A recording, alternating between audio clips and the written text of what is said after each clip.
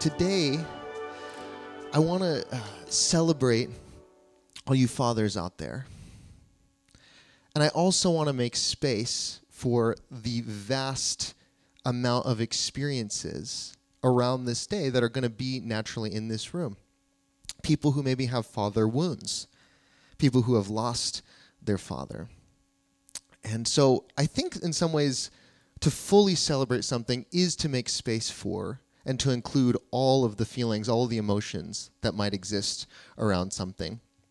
And I was especially reminded of the sensitivity around this day because for the months leading up to Mother's Day, I would receive emails from all these different companies, which I don't know if you're like me, but my email is like 90% companies and then like maybe actually 99% and like 1% actual human beings emailing me. So if I want to find the human interaction, I have to scroll through all the companies emailing me with coupon codes.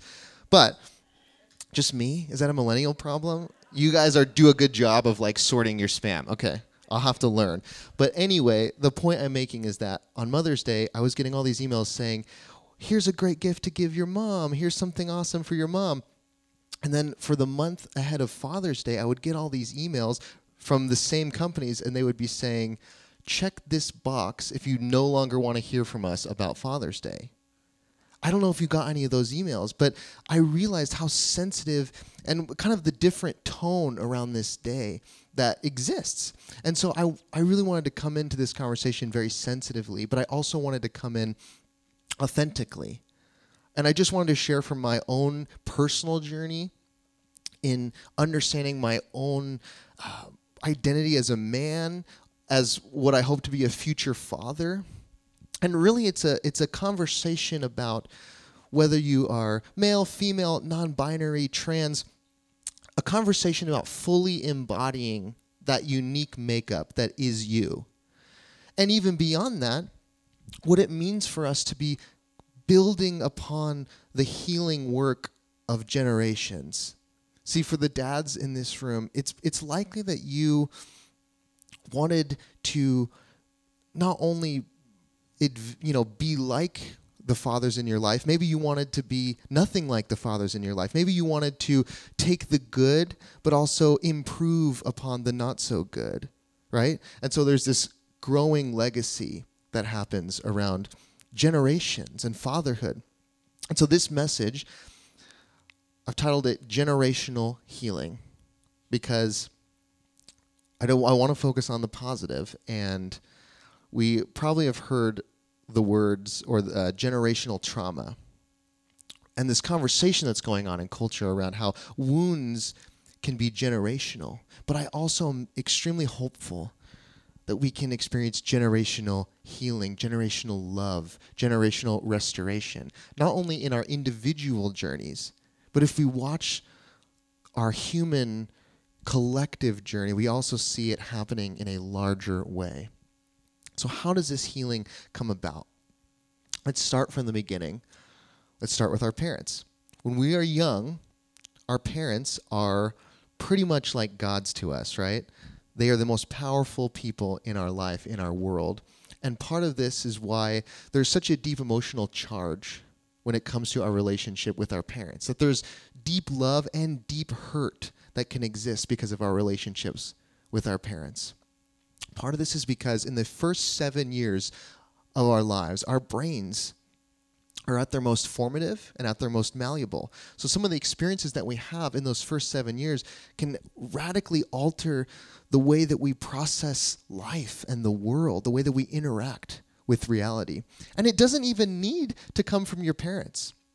Recently, I was reminded of this experience that I had in kindergarten. Actually, it was before kindergarten. It was for kindergarten orientation. So the day before, all the kids and their parents go to the orientation. And I remember I got there a little early, so I sat down and started playing with some building blocks on the floor, as kids do. And this teacher came up to me, and she looked at me very sternly, and she said, "Those are not to be played with, young man." And I was like, got the wind knocked out of me. And I tell you, 25 years later, I still have a problem around trying to be the ultimate rule follower, okay?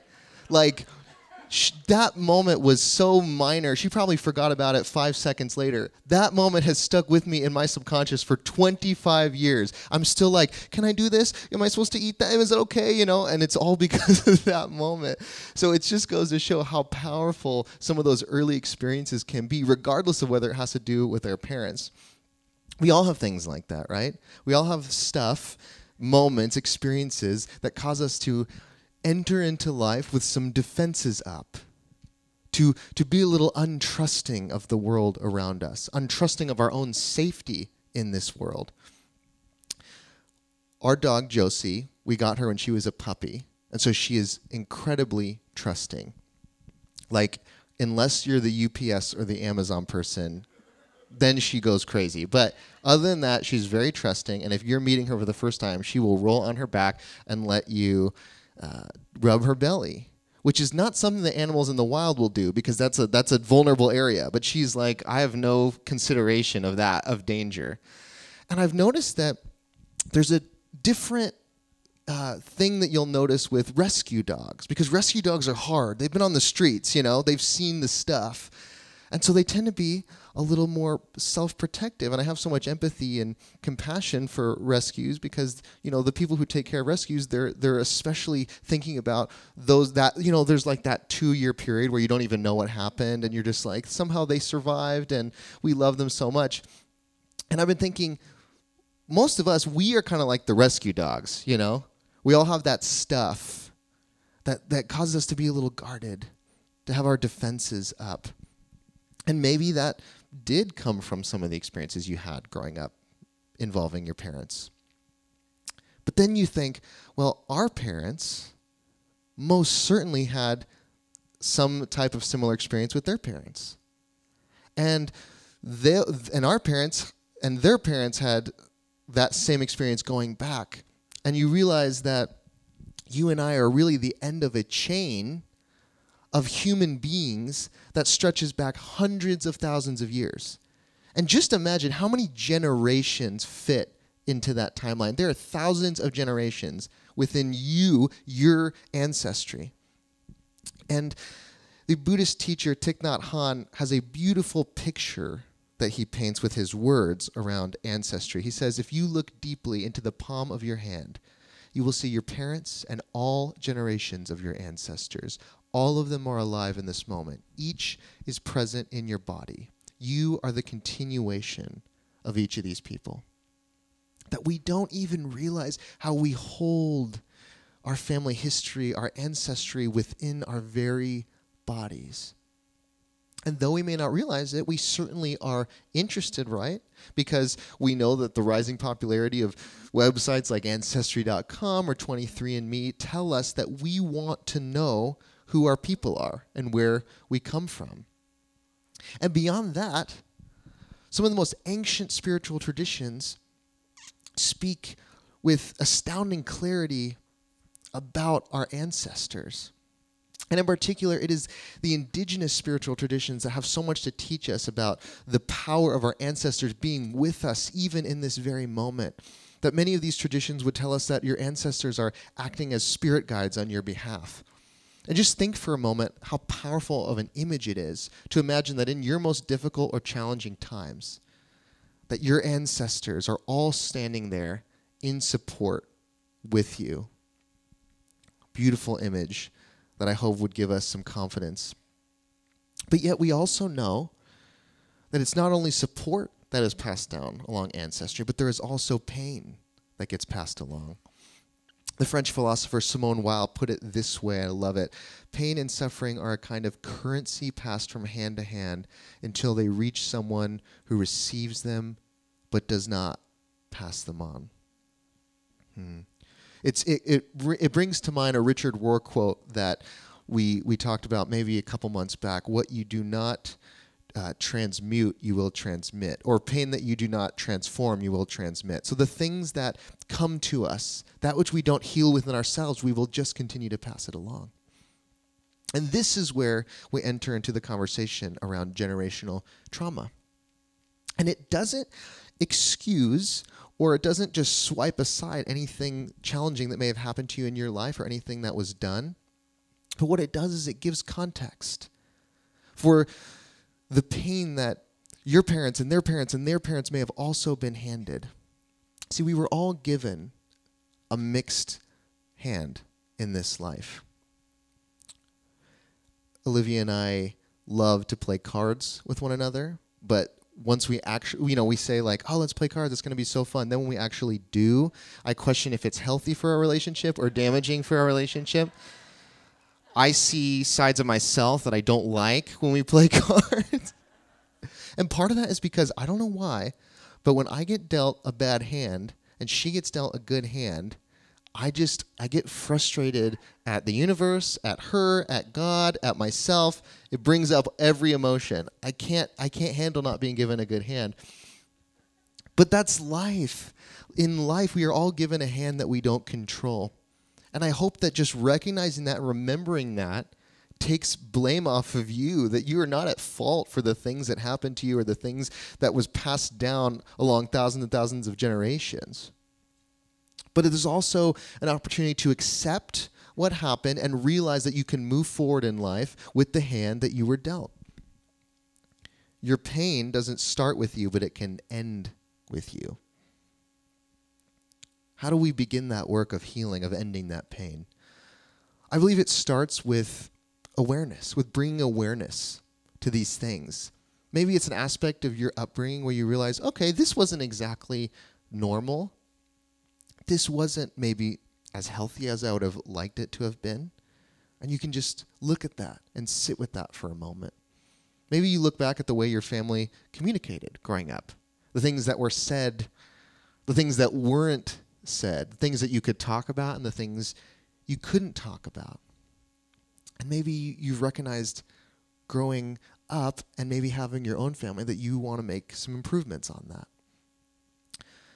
There are two dads in my life that I'm celebrating today. One is my dad, and then there's his dad, my grandpa. And these are two of the funniest men I think in the world, in my life, certainly. And I know that I inherited my humor from them.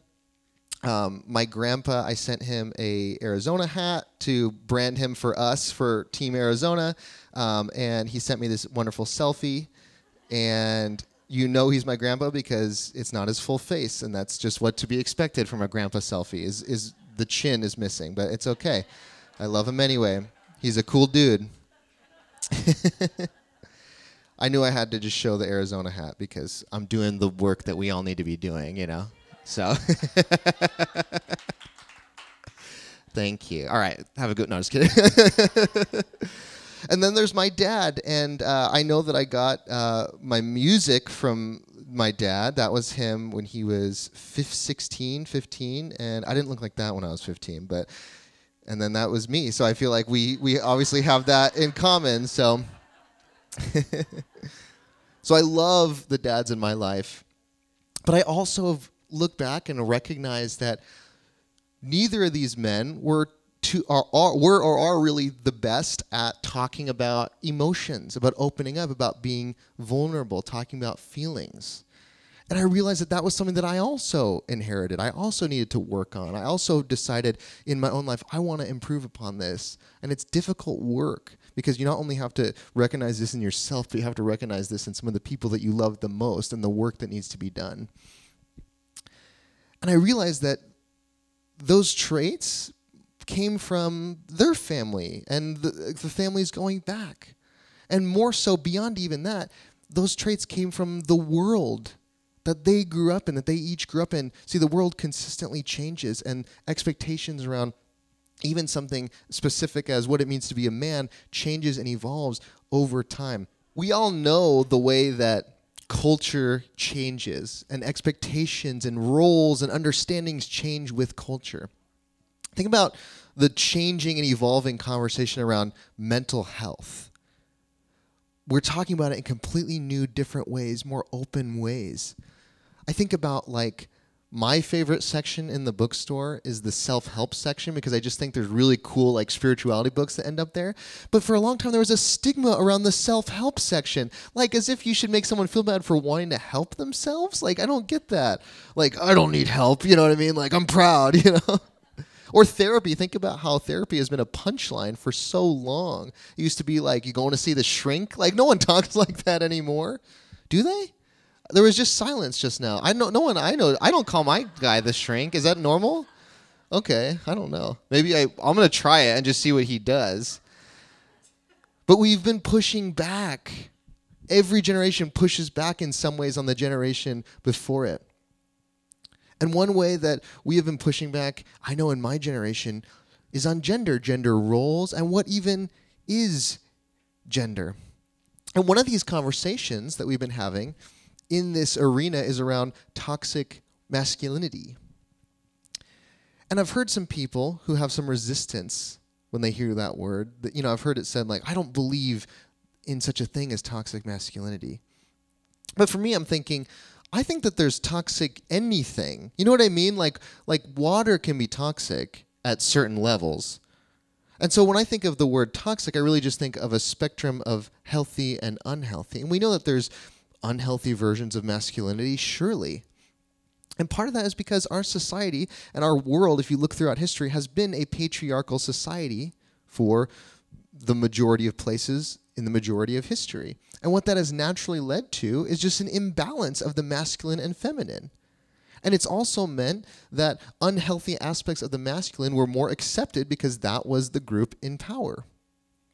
Not too long ago, I was at a hotel, kind of like a snazzy retro hotel, and all over the walls were portraits of the 1950s, 1960s ideal of what a man is. Frank, John. And, I was thinking, it's quite a narrow definition of what it means to be a man. I was thinking, like, I don't think Frank Sinatra would have ever said, you know what I love? Just sitting down with my therapist and unloading my feelings.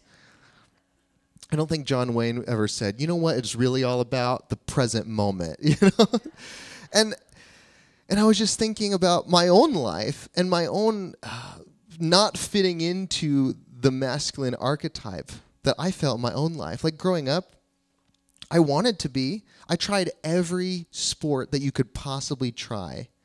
And it just didn't work. It just wasn't a thing, okay? It didn't happen. And yet I, at a young age, got into acting and drama and performance. And those things really called to me, and creativity really called to me. But it also didn't fit in with the stereotypes, the archetypes that I was given at my age, and even just a generation back. And I've been so encouraged to see how generations have continued to improve upon that work. Another area in which I experienced some difficulty of trying to understand and wrestle with this stuff is that I had long hair in junior high, and I don't know if I've been able to fool you, but if you take this beard off, there is a baby face that lives behind this beard, which is why you will never see me with clean shave, because I can't avoid it, and I'm afraid of what age I will look if I get rid of it. So, but in junior high, I had a baby face and long hair, and so there were many instances in which I was mistaken for a girl, which is no big deal, but to me at the time, it was a big deal. So I'd be at the grocery store, and a guy, this is like an actual thing that happened. This guy, I was in the checkout line with my mom, and this guy was like, you have such a beautiful daughter. And I'm thinking, like, at the time I took offense, and then part of me is like, is that a compliment? And then now I look back and I go, that was just creepy. That's just plain, what? You can't do that. But that happened. And so I had these, growing up, these imbalances, or this feeling like, well, I don't fit into just this picture of masculinity. But luckily, in my journey into adulthood, rather than trying to conform myself, I've been grateful to have enough, influences in my life that have encouraged me, no, instead of changing yourself, you can question the structure itself. And you can question the narrow gender images that we have been handed for so many years. Gender images used to reinforce these stereotypes, these gender roles. And it's the same types of images that are also used to paint women in a very narrow, specific way. Women as being subservient. And I think, religion is perhaps one of the most detrimental contributors to some of these images out there. I was reminded, just this past week, the Southern Baptist Convention, which is the second largest denomination of Christianity in the whole world, second only to Catholicism. It's the largest Protestant denomination in the world. And in 2023, just a week ago, they voted to uphold their policy that there can be no women pastors in their denomination. It's 2023. We have AI now, and we don't have women pastors in the Southern Baptist Convention. It's astounding to me. And it just goes to show how all the work that's done to try to hold on to these images and these standards. And I'm reminded of how the masculine and the feminine spectrum, they're not just these fixed, narrow boxes that you either fit or you do not fit. But if we look at them as energies, as a spectrum, we realize that we hold both of these energies in our person at any given time. That whether you're male, female, non-binary, trans, you are a mixture, and you hold both of these balances together. And what if we could imagine that at their most healthy, they would exist in balance, in cooperation with one another, not this dualistic, opposing, antagonistic relationship that we so often see in our culture. And this is what I love about the conversation around being non-binary today in our world. Because what these folks are articulating so beautifully is that they are seeing themselves as a unique combination of these energies in such a way that doesn't fit into the categories that we have been handed. That the categories don't do justice to the way that they feel. And I think, well, aren't we all unique combinations? Don't none of us fit neatly, perfectly into categories? So there's a healing that's happening generationally. And I believe that this healing is really a process of reintegration, of reintegrating different sides of ourselves to create a healthy balance, reintegrating opposites, and seeing that they actually work and interact with one another. See, the opposite of the word integration is the word disintegration. And to disintegrate is to break up into small parts. And that is, I think, such a clear picture of what's happened in our world, in our culture, and in ourselves, is that we split off into all these small parts and we say, well, that's not part of me, and that is a part of me, and I'm gonna focus on these things that fit into this particular gender or cultural box, and I'm going to sort of split off these parts of myself that don't exactly fit. But we've disintegrated. And I think the healing work is to reintegrate. And we can look to some ancient spiritual traditions on how to do that.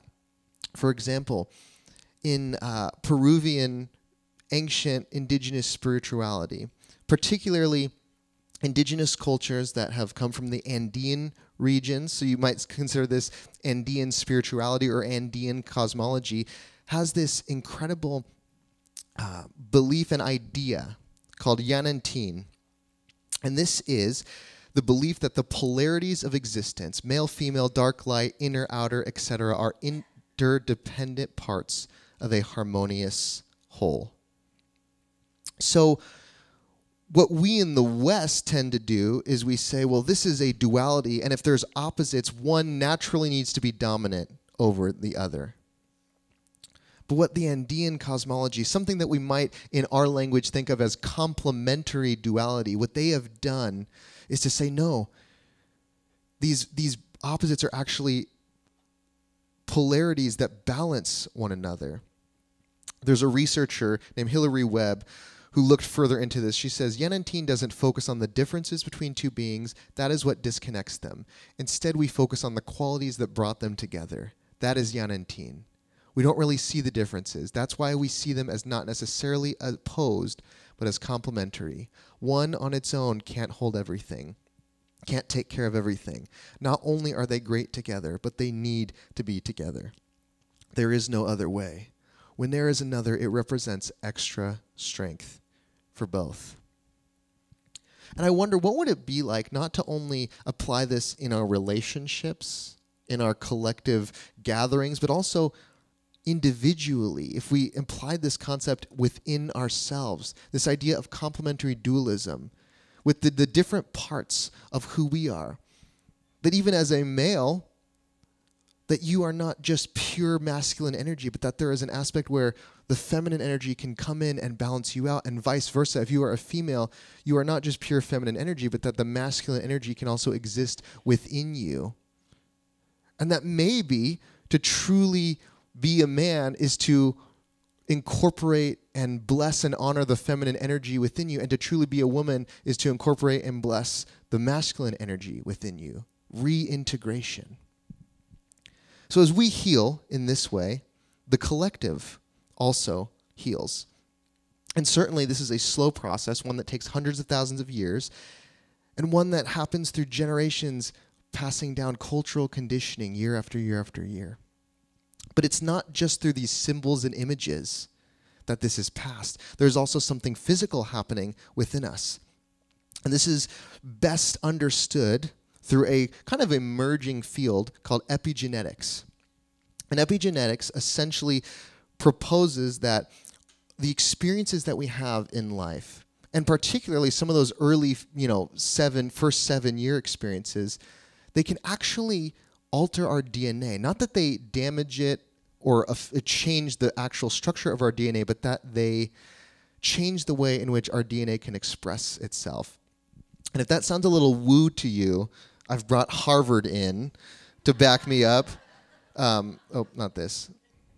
And then I failed this way, so it doesn't matter. So then I counterbalanced it. But Harvard says this: when experiences during development rearrange the epigenetic marks that govern gene expression, they can change whether and how genes release the information they carry. So the information is there, and really epigenetics is just a study of how the way this information is released can change. Thus, the epigenome can be affected by positive experiences, such as supportive relationships and opportunities for learning, or negative influences, such as environmental toxins or stressful life circumstances. So maybe we can shift from, is it nature versus nurture, to nurture becomes nature. Therapist Bonnie Badendock expands on this. The depth at which we take in the preceding generations astonishes me. There is likely an epigenetic component to this, as well as transmission through the internalizations that get passed down through the generations. Whole cultures are carried forward that way. So it makes sense that family legacies might be transmitted that way as well. So what we're talking about, this conversation, is really not just mental, it's not just emotional, it's also physical. It's in our DNA. And what I love is it takes this conversation about our ancestors and it merges spirituality and science. And we can see that this is kind of something happening from both angles.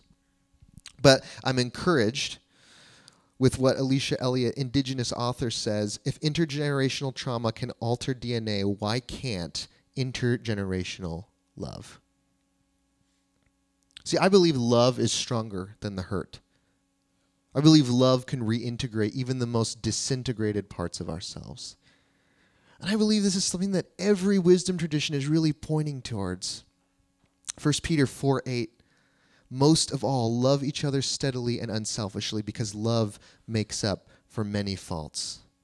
Many faults. Generations and generations of faults. Tomorrow is Juneteenth. And it's in times like these, Juneteenth, Pride, that we can hold in one hand this sense of, wow, look at how far we've come as a society, as a people. And on the other hand, we could say, we have a long ways yet to go. Can we hold those both at the same time? Well, I'm encouraged by the words of Dr. King.